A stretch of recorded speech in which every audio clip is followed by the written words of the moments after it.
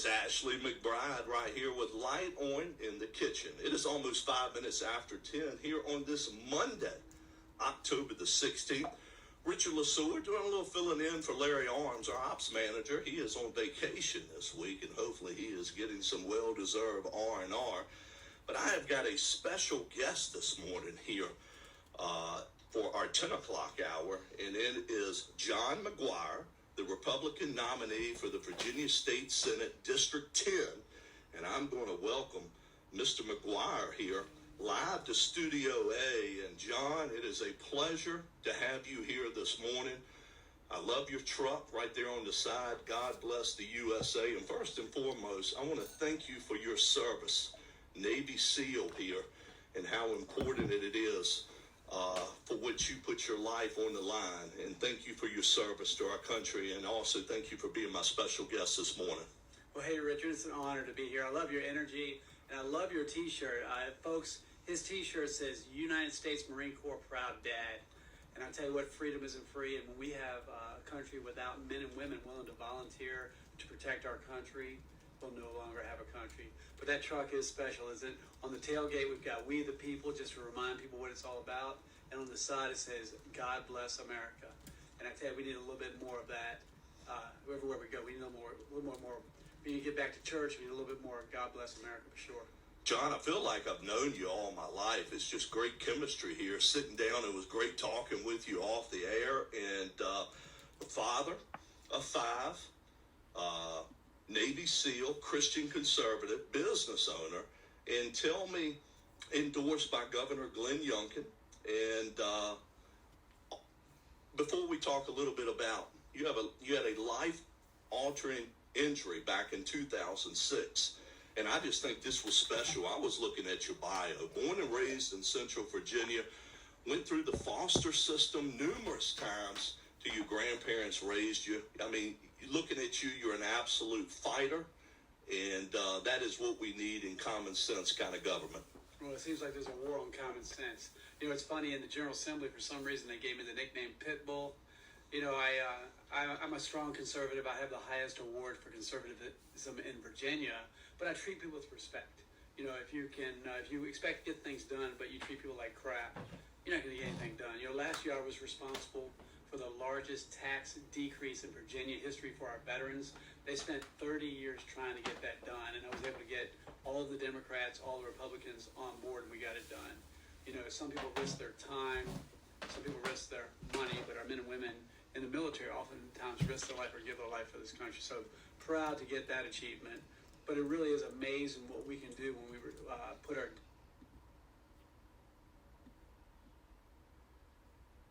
differences aside, respect each other, and work as a team. John, talk a little bit about, you're the Republican nominee for the Virginia State Senate, and that includes 10 counties. Part of Prince Edward County is in there, as well as Appomattox, Amelia, Buckingham, Cumberland, Fluvanna, Goochland, Hanover, Louisa, Powhatan, and as I said, Prince Edward. And I like this on your webpage. As your state senator, I will always put serving the people of the Commonwealth of Virginia first. We the people. Yeah, I'm running for state senate so that we can un-California Virginia. Just about everything that we care about is at stake. And November 7th, the last day to vote. We went from election day to election season. And a lot of people we've just destroyed trust in our country. No one trusts our elections, politicians, they don't trust our FBI. And I tell my kids, you can't control other people, but you can control yourself. So I'm going to do everything I can to try to rebuild that trust. You know, we had a four-way convention or primary back on May 6th, and it was a four-way convention. They said we had the largest win in their records ever in Virginia. We got 63% of the win on the first ballot in a four-way. And I think the reason is we just stuck to the truth no matter what. Like, we'd have a mailer, and I would ask my team, can you prove this, what you put on my mailer? And they say, no. I said, take it off. They said, well, you know it's true. I said, I know it's true, but you can't prove it. You take it off. So when I sat in living rooms here in Prince Edward County in Farmville, people would put my mailers on the table. They say, John, everything you say, we can prove it, so we're voting for you. So we need to rebuild trust in this country. I think Reagan said, you take our problems times 15, and we're still the best country in the world. I think our best days are ahead of us, and I've got a lot of energy. I'm going to give it all I've got to do what Governor Youngkin says. make Virginia the best place to live, work, and raise a family. John, tell us a little bit what you think about the government here in the Commonwealth and what we need to work on most, maybe what your top priority is. Well, the number one thing is we talked about November 7th. We want to keep the majority in the House of Delegates. I mean, all these things we care about, like sanctity of life, our Second Amendment, right to work, all these things that we're trying to protect or defend are making it through the House of Delegates. But they get over to the Democrat-run state Senate, and they're killing it. And so between now and November 7th, I would ask everyone listening to get 10 friends, to get 10 friends to vote every day all the way through November 7th. We've got to get that majority back. For example, there was a young girl in Appomattox County that decided she was a boy. The school did not tell the parents, and they gave this child all sorts of LGBTQ literature, and she ended up getting sexually assaulted and human trafficked up and down the East Coast. And if they would have just told the parents, they could have prevented this. Now, the FBI got involved, and they've got her back home, and now everything's good, or she's getting better. But if they would have just let the parents know parental rights, it would have never happened. So I put in a bill that says that if your child believes that they're a different sex, you have to let the parents know. Several Democrats testified that they don't want this law because they don't think parents have their kids' best interest. And what I said is I don't care what politician, what government entity, what organization you create, no one will ever love a child more than their parents. And parents absolutely should be involved in their child's upbringing and education. And I like what Youngkin says. He says children should be taught how to think, not what to think. Well, big difference. That's one of the reasons, John, why Youngkin ended up winning. Absolutely. The governor here in the Commonwealth of Virginia with the school system and putting it to the parents as far as having the choice. You're a small business owner, certainly economic growth. Talk a little bit about that. Certainly you can bring some of that as well, being a senator with background. I think a lot of people, maybe less government, the better. But certainly during the pandemic, a lot of people didn't realize if you weren't in local business or small business, they didn't understand what it was like to hurt them during that time. Oh man, there's so much there to talk about. During the I call it the pandemic, and 240,000 family-owned restaurants across the country are gone forever. And we talk about what the biggest priority is in Virginia right now. I mean, there's a whole bunch, but one of them is, I wouldn't be surprised if there's another pandemic come because there's another election, right? And we should make sure that these unconstitutional mandates never happen again.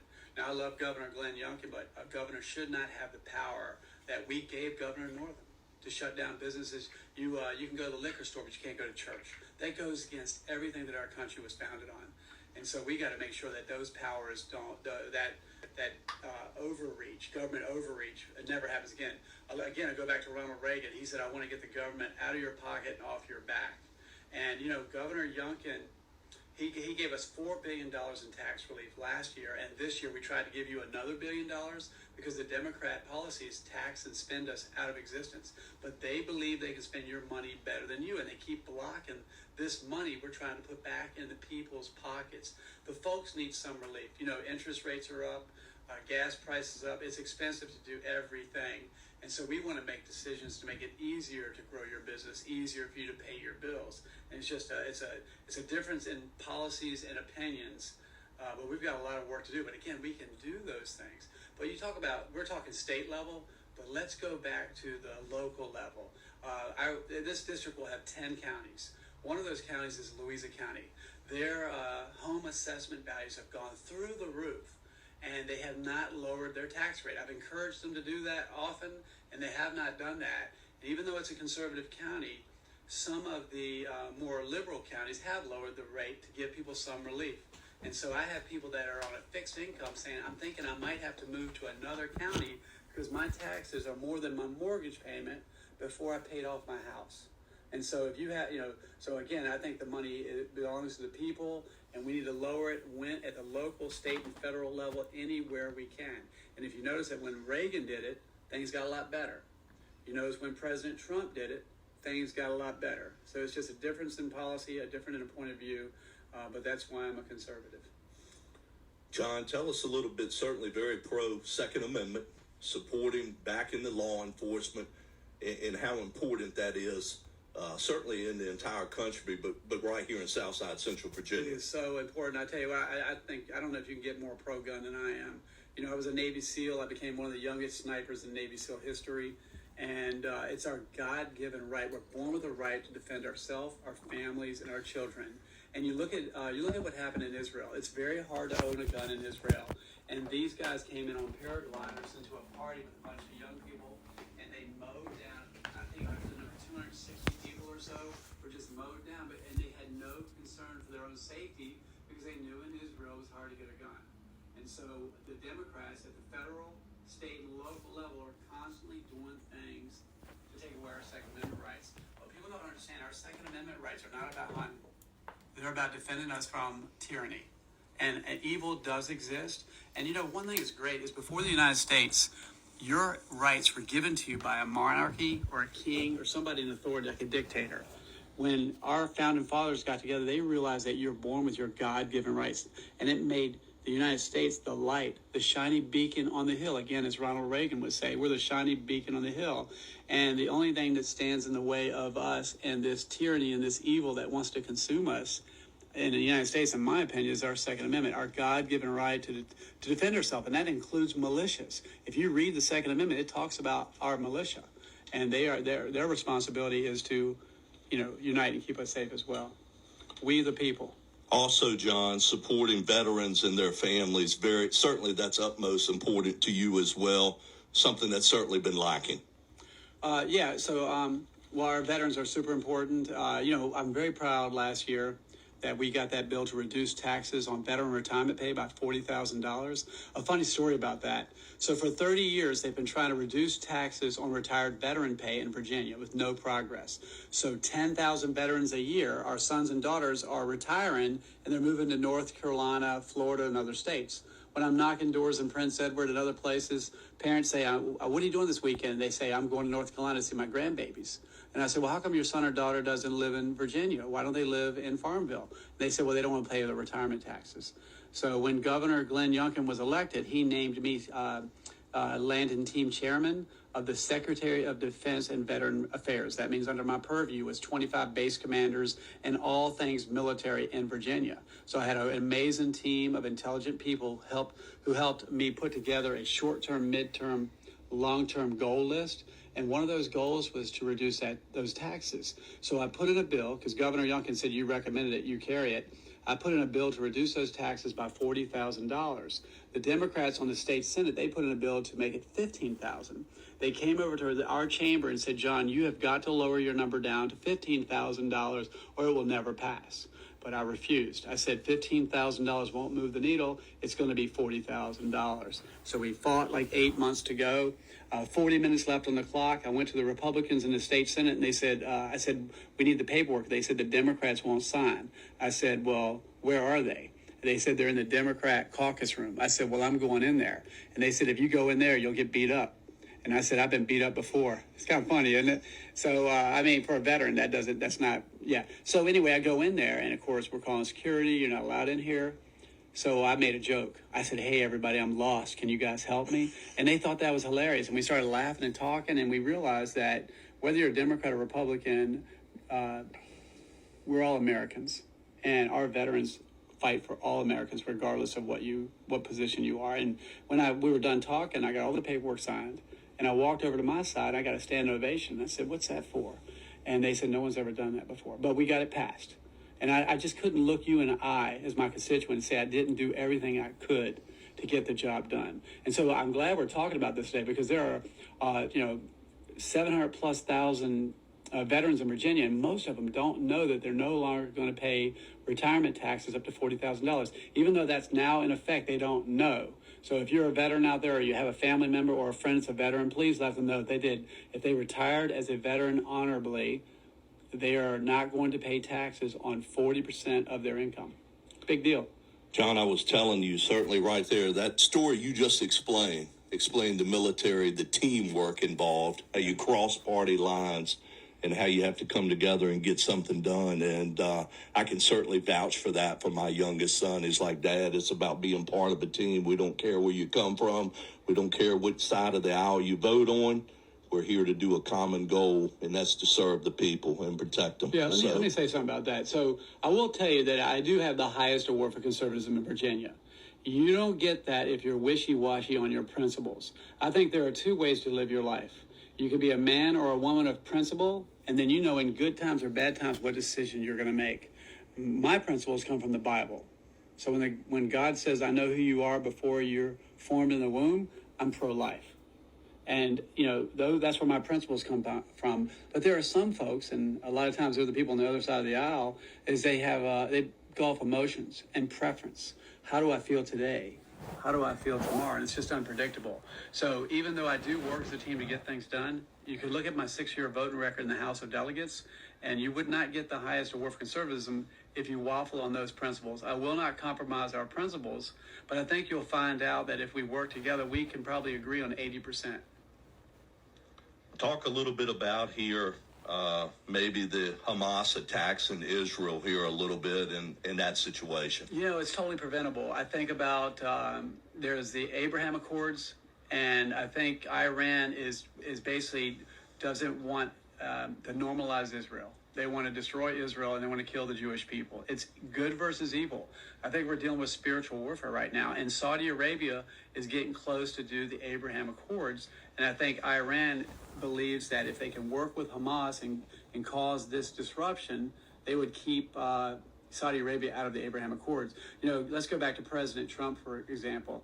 He's one of the greatest presidents in history when it comes to foreign policy. And if you like Trump, I love you. If you don't like Trump, I love you. But I got to tell you, he's got my full support for coming back in 2024 because I've never seen a president in my lifetime do everything that he said he was going to do.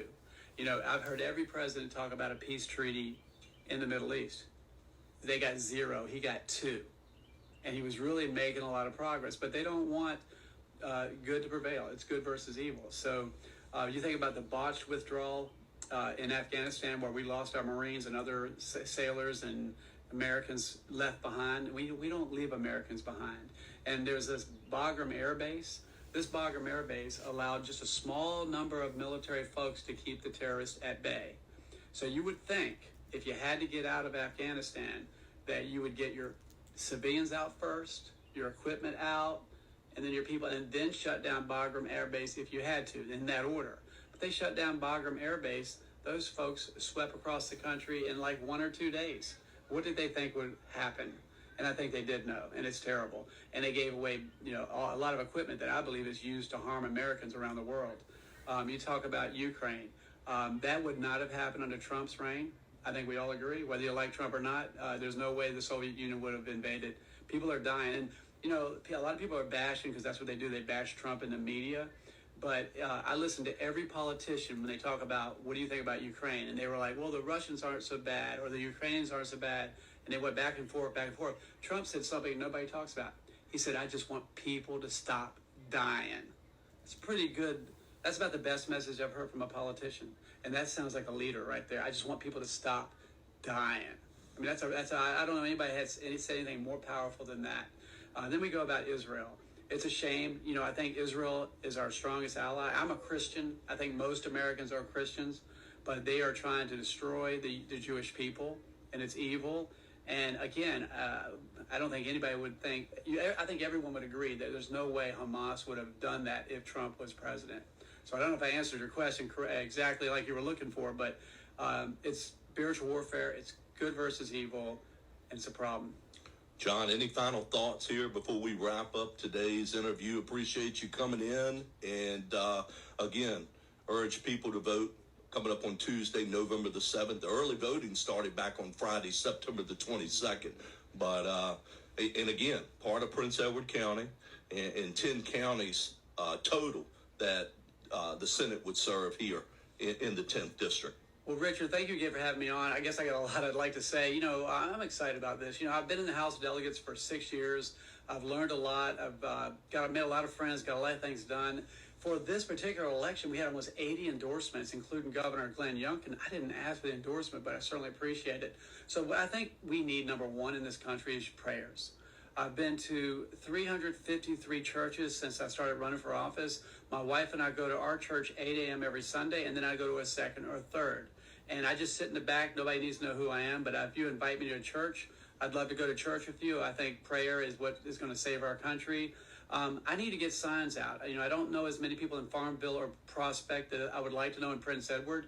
But if you know folks that might want to help put a John McGuire sign out, if you would, obviously we need to raise money as well, McGuire4Virginia.com. And I just hope that we'll all come together and we'll win back, we'll keep the House and get the Senate, and we'll un-California Virginia, and we'll save our country and save our Commonwealth.